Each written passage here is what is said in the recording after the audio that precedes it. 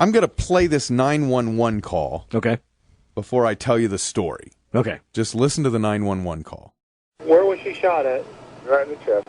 Right in the chest? Yes. Upper part of her chest. Upper part of her chest? Yes. Where was the gun laying beside the bed at, Tim? It was laying beside the bed. I picked it up and threw it off to the side.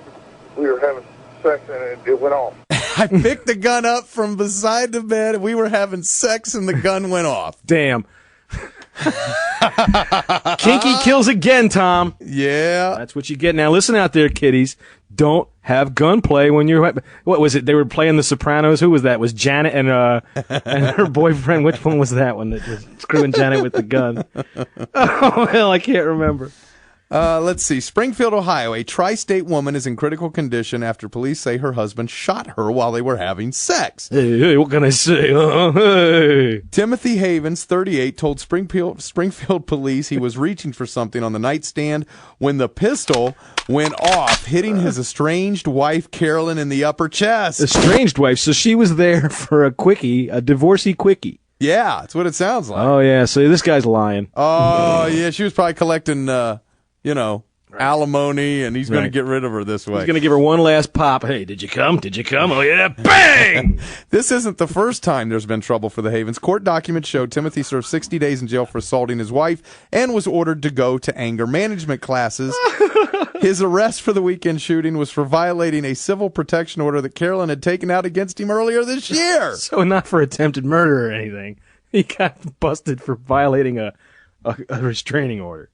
Prosecutors asked for a high bond of $75,000 due to alleged prohibited contact between the parties and the suspicious nature of the circumstances surrounding her injury. Hey, we was doing anal.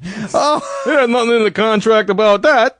Okay, now here's how you get hurt not having sex, John. A Louisiana couple was arrested and accused of domestic violence over the weekend after the boyfriend refused to have sex with his girlfriend and a fight broke out. You know what we're going to, Tom, this is bad. This is going to, like, Dallas Ace is never going to want to have sex when we're done with this. You know, right. He's going to be terrified. First girl's going to come up to him. He's going to be like, no. Yeah, a girl comes up to him and wants him. He's going to tell her, I won't go in your tank. If you got a tank and you're in the tank, I will not join you. Nope. Not touching you there.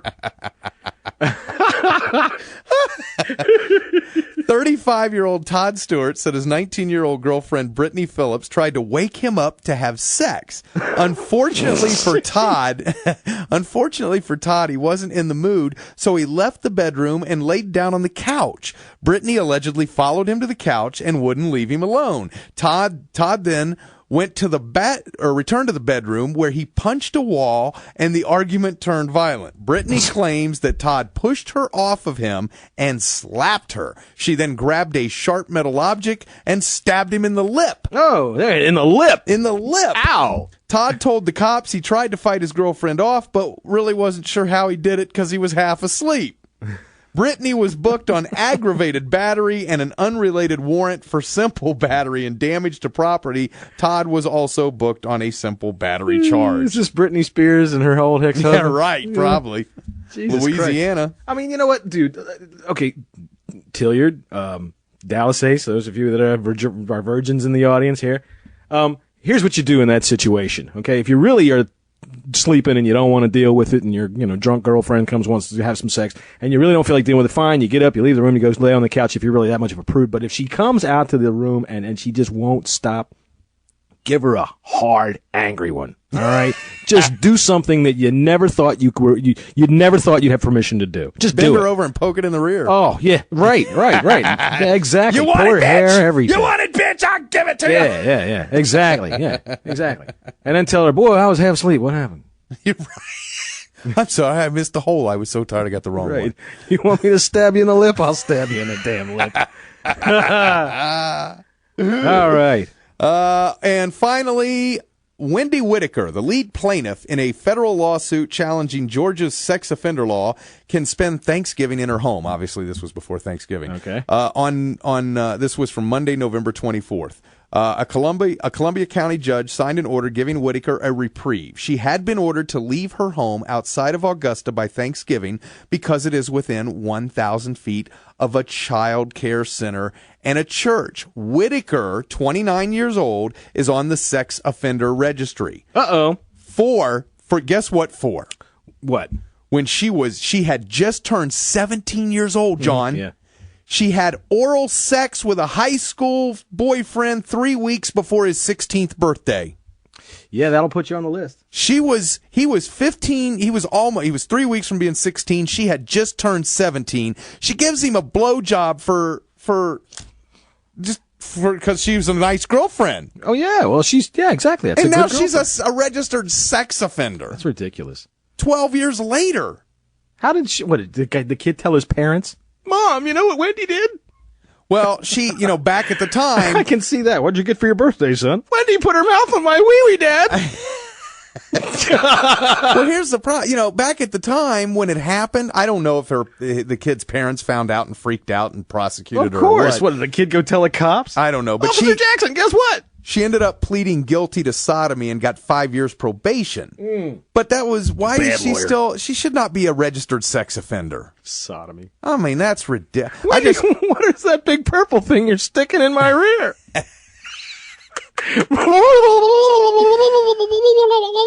I just read another story about another teacher banging a high school boy, and she was 35 and he was 17, and she is gorgeous. She is hot. She is. I mean, geez, it's just, what the hell's the matter with these women? I mean, granted, it's such a double standard. We're not going to get into that, but what is the matter with you? I know. What in the world is there? I mean, good. Look, I'm telling you what, dude. I'm 45. Sometimes I see a girl that's 18, and it's like, damn, look at that body. Oh my God. I hear you. But have you ever talked to somebody that's 18? Oh my God. Oh my God. Exactly. I know. And this is it. Tilliard's never going to want to have sex, and neither is Ace. I don't get it. Brett Favre almost got it from that Jeff Garcia boy. He was trying to take me out down for some pizza. Yeah. Jesus. Well, time for email? Yes. All right, I got emails. a few emails. Let's see here. We got some stuff to talk about. First, I got some shout-outs, and I got some news.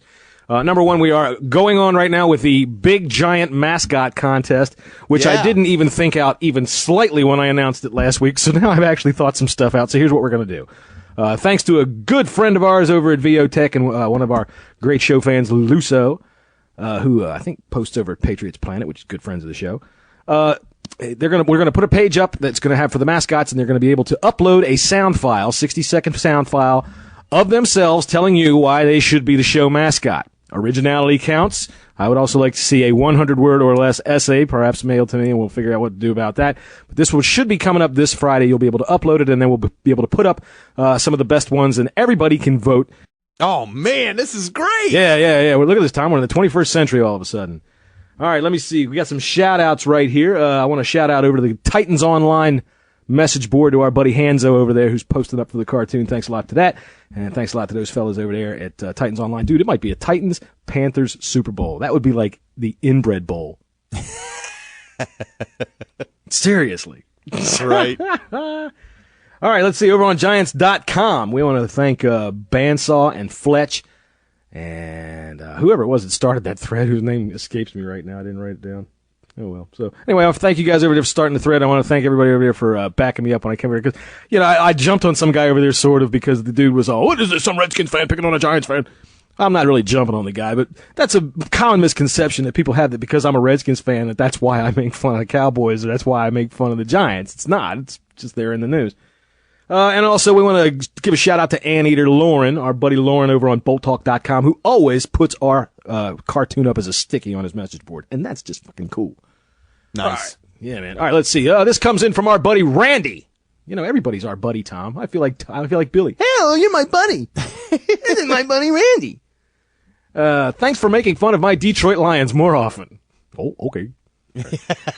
We're in the Detroit Lions tank, Tom. We're in the tank with the Lions. Yeah. I love the fact that Marinelli is now your favorite head coach to make fun of. Dude, he really is just a barrel of laughs, ain't he? I believe you win through belief. Right. That's me. believe me. You know, Christmas is coming. I told Santa I wanted some pixie dust. Maybe I went on the last day of the season.